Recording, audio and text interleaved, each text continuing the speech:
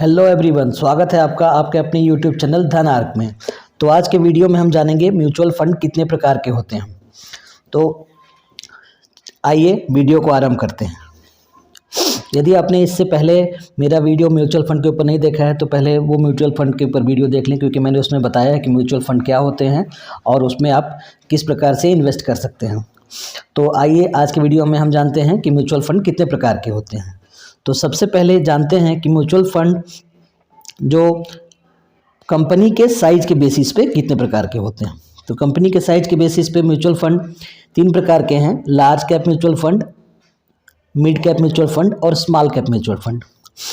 और यदि आप स्ट्रक्चर के बेसिस पे देखेंगे तो भी म्यूचुअल फंड तीन प्रकार के हैं: ओपन एंडेड, क्लोज एंडेड और इंटरवल स्कीम।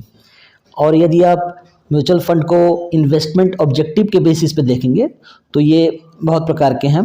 पहला है इक्विटी स्कीम, इनकम और डेब्ट scheme, balanced scheme, money market और liquid scheme, tax saving scheme, gilt scheme, index scheme, sector scheme और एक्सचेंज ट्रेडेड फंड ETF, ये काफ़ी पॉपुलर है, और फंड ऑफ फंड्स। और यदि पे आउट के बेसिस पे देखेंगे तो ग्रोथ स्कीम है, सेकंड है डिविडेंड पे आउट और थर्ड है डिविडेंड री इन्वेस्ट स्कीम। तो आइए विस्तार से चर्चा करते हैं। अब हम सबसे पहले जानते हैं कि म्यूचुअल फंड कंपनी के साइज के बेसिस पे कितने प्रकार के होते हैं। तो कंपनी के साइज के बेसिस पे म्यूचुअल फंड तीन प्रकार के हैं। पहला है large cap mutual fund. Large cap mutual fund में क्या होता है कि ये बड़ी कंपनी में इन्वेस्ट किया जाता है। सबसे पहले ये जानते हैं कि मार्केट कैपिटलाइजेशन क्या होता है, मतलब उसके बेसिस पे ही कैटेगराइज्ड है। तो सबसे पहले मार्केट कैपिटलाइजेशन को जानते हैं। तो मार्केट कैपिटलाइजेशन क्या होता है, जैसे मान लीजिए रिलायंस का शेयर है, रिलायंस के मान लीजिए 100 शेयर इशू हैं, ठीक है। तो total number of share into market का जो प्राइस है, जैसे रिलायंस का प्राइस है 2700 रुपये, तो इंटू 2700 जो अमाउंट आएगा वही रिलायंस का मार्केट कैप हो जाएगा। तो लार्ज कैप म्यूचुअल फंड में क्या करते हैं हम लोग कि इसमें बड़े कंपनियों में हम पैसा लगाते हैं, ठीक है। जैसे कि आप मान के चलिए टॉप 100 कंपनीज में हम पैसा लगा रहे हैं। टॉप 100 कंपनीज BSE 100 या NSE 100 में हम पैसा न्यू सेबी के गाइडलाइन के हिसाब से कोई भी फंड को 80% पैसे जो है वो लार्ज कैप फंड में लगाने ही हैं। अब ये बड़े कंपनी में पैसे लग रहे हैं तो ऑब्वियस सा बात है कि ये स्टेबल और सस्टेनेबल रिटर्न देगा over a period of time, और ये लेस वॉलेटाइल रहेगा, लेस रिस्की रहेगा, और इसलिए ये लेस रिटर्न भी देगा। इसका लेस रिटर्न का मतलब ये आपका 10 से 12% का एक औसतन रिटर्न आपको दे सकता है। दूसरा टाइप है mid cap fund. Mid cap fund जैसा कि नाम से स्पष्ट है कि इसमें मीडियम टाइप के जो कंपनी होंगे, मीडियम मार्केट कैपिटलाइजेशन वाली कंपनी, जो कि 50,000 करोड़ से 1 लाख करोड़ तक की कंपनियां जनरली इसमें रहती हैं, और लार्ज कैप में आपका 1 लाख करोड़ से ऊपर वाली कंपनियां रहती। मिड कैप जो फंड होता है उसमें आप ये मान सकते हैं टॉप 101 से 250, मतलब 101 से 250 जो टॉप 250 कंपनियां हैं, 101 से 250 के बीच की, Nifty mid cap 100, BSE mid cap 100, ये इसका इंडेक्स है। और सेबी के गाइडलाइन के हिसाब से 65% जो अलोकेशन है पूरे फंड का, ये मिड कैप में लगाना अनिवार्य हो गया है। ये आपका over a period of time medium return देगा, और ये मीडियम वोलेटाइल होता है, मीडियम रिस्की होता है, इसलिए रिटर्न भी इसका मीडियम मिलता है, मतलब आप 15 से 20% आपको औसतन रिटर्न मिल जाता है। अब आप तीसरा देखेंगे small cap fund. Small cap fund में क्या होता है कि ये छोटी कंपनियों में पैसा लगाता है। छोटी कंपनी मतलब 251 से स्टार्ट होता है, और उसके बाद की कंपनियों में, जैसे Nifty small cap 100, BSE small cap 100, ये इस प्रकार के स्मॉल कैप कंपनियों का एक इंडेक्स है। तो आप देखेंगे इसमें over a longer period of time, इसमें अगर आप लंबी दूरी में निवेश करते हैं तो आपको मिड कैप और स्मॉल कैप की तुलना में ज़्यादा रिटर्न मिलेगा, लेकिन ये ज़्यादा वोलेटाइल और ज़्यादा रिस्की है, इसलिए आपको सोच समझ के इसमें इन्वेस्ट करना चाहिए। इसमें 2 फंड और है, इसमें कि एक है आपका multi cap fund. Multi cap fund में क्या होता है कि ये ऑल टाइप के कंपनीज में पैसे लगाते हैं, जैसे स्मॉल कैप में भी लगाएगा, मिड कैप में भी लगाएगा और लार्ज कैप में भी लगाएगा। और सेबी के गाइडलाइन के हिसाब से 25% आपका जो अमाउंट है, जैसे मान लीजिए किसी फंड के पास 100 करोड़ है तो 25% जो आपका अमाउंट है वो स्मॉल, मिड और लार्ज कैप में लगाएगा। और अगला फंड है फ्लैक्सी कैप। फ्लैक्सी कैप जैसे कि नाम से स्पष्ट है कि वो फ्लैक्सिबल है, वो किसी भी टाइप की कंपनी में पैसा लगा सकता है, मिड कैप में भी, स्मॉल कैप में भी और लार्ज कैप में भी। और समय पड़ने पर क्या कर सकता है, वो मिड और स्मॉल कैप में से अपने कैपिटलाइजेशन को मतलब जीरो कर सकता है, अपना उसमें से हटा के पैसे लार्ज कैप में लगा दे, तो कोई रिस्ट्रिक्शंस नहीं है, इसलिए इसका नाम ही है फ्लैक्सी कैप। तो अब हम आगे बढ़ते हैं और जानते हैं कि स्ट्रक्चर के बेसिस पे कितने प्रकार के म्यूचुअल फंड हैं। तो स्ट्रक्चर के बेसिस पे 3 प्रकार के म्यूचुअल फंड होते हैं, open ended scheme, close ended scheme और इंटरवल स्कीम। ये 3 प्रकार के होते हैं। ओपन एंडेड स्कीम में क्या होता है कि इसमें आपका मैच्योरिटी फिक्स्ड होता है, मतलब ये कुछ दिनों बाद मैच्योरिटी फिक्स्ड नहीं होता, ओपन एंडेड स्कीम है ये। और इसमें क्या होता है कि आप कभी भी बाई और सेल कर सकते हैं, ये एनएवी के बेसिस पे। इसका डेली एनएवी आपका अपडेट होता है और उस एनएवी के बेसिस पे आप बाई और सेल कर सकते हैं, आप इसमें कोई रिस्ट्रिक्शन नहीं है। और दूसरा टाइप है क्लोज एंडेड स्कीम। इसमें क्या होता है, फिक्स्ड मैच्योरिटी पीरियड के लिए ये होता है।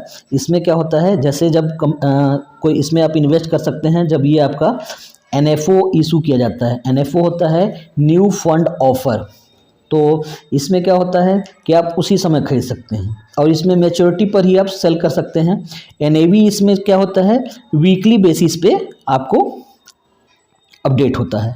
और तीसरा होता है इंटरवल स्कीम। इंटरवल स्कीम क्या होता है, इसमें दोनों फीचर्स होते हैं, ओपन एंडेड के फीचर्स होंगे और क्लोज एंडेड के फीचर होंगे। तो ये आपके 3 प्रकार के म्यूचुअल फंड है स्ट्रक्चर के बेसिस पे। अब आप ऑब्जेक्टिव के बेसिस पे देखेंगे तो इक्विटी स्कीम के बारे में, इसमें लार्ज भी हो सकता है और आपका स्मॉल मिड मैंने बताया इक्विटी स्कीम। और डेब्ट स्कीम क्या होता है, इसमें जो आपके पैसे लगे होते हैं वो मतलब मनी मार्केट में पैसे लगे रहते हैं, जैसे कि बॉन्ड्स इशू करेगा उस टाइप के में पैसे लगे रहते हैं। और तीसरा है बैलेंस्ड फंड। बैलेंस्ड फंड में क्या होता है कि इसमें आपके दोनों मीडियम रिस्क होता है, इसमें बैलेंस किया हुआ रहता है, कुछ पार्ट इक्विटी में लगे रहता है और कुछ पार्ट इसके बॉन्ड में लगे रहते हैं।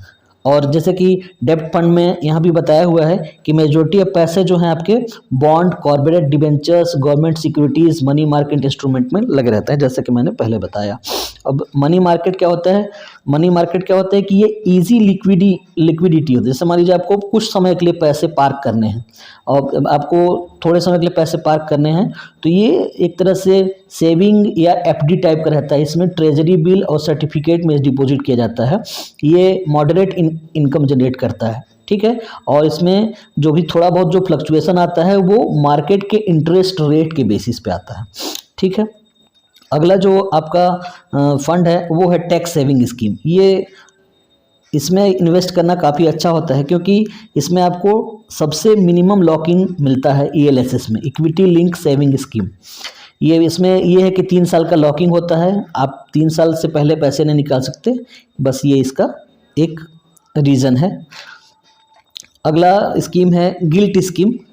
इस स्कीम में ये गवर्नमेंट सिक्योरिटीज़ में पैसे लगते हैं और इसका एनएवी जो है वो इंटरेस्ट रेट के बेसिस पे चेंज होता है।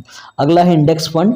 इंडेक्स फंड क्या होता है कि ये एक पर्टिकुलर इंडेक्स को फॉलो करता है, जैसे कि BSE index, NSE index, Nifty 50, Nifty 100, ये इंडेक्स टोटली इंडेक्स को फॉलो होगा। इसमें इंडेक्स को ही फॉलो किया जाएगा। अगर इंडेक्स फॉल होता है तो आपका मनी फॉल होगा और इंडेक्स राइज करेगा तो वो मनी राइज होगा, इस बेसिस पे करता है। अब अगला स्कीम है सेक्टोरियल स्कीम।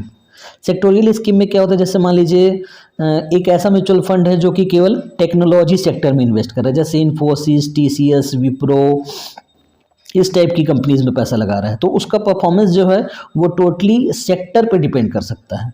ये इसलिए ये ज़्यादा रिस्की है। क्यों? क्योंकि इसमें डाइवर्सिफिकेशन नहीं होता है। मान लीजिए जैसे अभी मार्केट ऑल टाइम हाई पे है, पर जो आपके आईटी सेक्टर है वो ऑल टाइम हाई पे नहीं पहुंचा हुआ है, मतलब आपको उसमें उस प्रकार का रिटर्न नहीं मिल सकता। तो सेक्टोरियल इंडेक्सेस के ये कुछ फ़ायदे भी हैं, कुछ नुकसान भी हैं। अब आता है आपका exchange traded fund. Exchange traded fund क्या होता है कि ये इंडेक्स फंड पे ही रहता है। इसमें एनएवी इसी प्रकार का अरेंज होता है। आप क्या करते हैं, मार्केट आवर में ट्रेड कर सकते हैं ब्रोकर के थ्रू, ठीक है। और एक होता है फंड ऑफ फंड स्कीम। उसमें क्या होता है, एक म्यूचुअल फंड जो है वो दूसरे प्रकार के एक फंड में स्कीम करता है, अदर म्यूचुअल फंड में स्कीम करता है, तो उसको बोला जाता है फंड ऑफ फंड स्कीम। अब नेक्स्ट क्लासिफिकेशन पे चलते हैं। तो आपका इसमें भी तीन प्रकार का आपका तीन प्रकार के कैटेगरीज है अकॉर्डिंग टू म्यूचुअल फंड पे आउट। फर्स्ट कैटेगरी है ग्रोथ स्कीम। ग्रोथ स्कीम क्या होता है कि इसमें आप जो भी परचेस करते हैं, कोई भी कैपिटलाइजेशन होता है, इसमें भी small cap, mid cap, large cap, उसमें क्या होता है कि सारा आप जो परचेस किए हैं वो जब तक आप सेल नहीं करते हैं तब तक वो सेल नहीं होता, ठीक है। और आप एनएवी बढ़ती है तो आपका प्राइस, आपका मतलब अमाउंट बढ़ेगा, और एनएवी घटेगी तो अमाउंट घटेगा। इसमें जब आप पूरा सेल करेंगे तब आपका अमाउंट आपको मिलेगा। और सेकंड है dividend pay out scheme. Dividend pay out scheme में क्या होता है कि वो उसमें जो प्रॉफिट होता है वो टाइम टाइम पे डिविडेंड के रूप में आपके खाते में भेजा जाता है, ठीक है। अब वो किस बेसिस पे है, जैसे फ्रीक्वेंसी डिविडेंड का कोई गारंटीड नहीं होता है।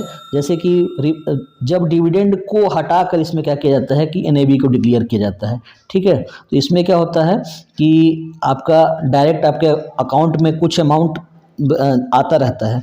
तो ये आपका जिसको मंथली इनकम की ज़रूरत होती है, जनरली वो लोग डिविडेंड पे आउट स्कीम का प्रयोग करते हैं, ठीक है। और तीसरा जो आपका है स्कीम है वो है आपका डिविडेंड री इन्वेस्ट स्कीम, ठीक है।